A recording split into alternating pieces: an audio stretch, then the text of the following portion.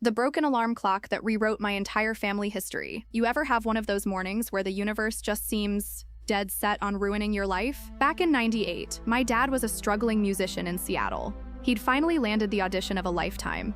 To clear his head, he walked down to a local greasy spoon called The Daily Grind. He was sitting there nursing a cold coffee and looking like he'd lost his best friend when the waitress noticed. She didn't just refill his cup. She stayed and talked to him for 20 minutes about how sometimes the wrong turn leads you to the right street. That waitress was my mom. He woke up to the sun streaming through the window at 9:15. He'd missed the audition by 2 hours. He was livid. He threw his favorite guitar across the room, sat on the floor, and just put his head in his hands. He felt like a total failure. A chance to play lead guitar for a national touring act. This was his moment, the one he'd been sweating for in dive bars for 10 years. The night before, he checked his alarm 3 times, set it for 6 a.m. sharp, but around midnight, a freak thunderstorm rolled through and a single branch clipped a power line 2 blocks over. Just click. Everything went dark.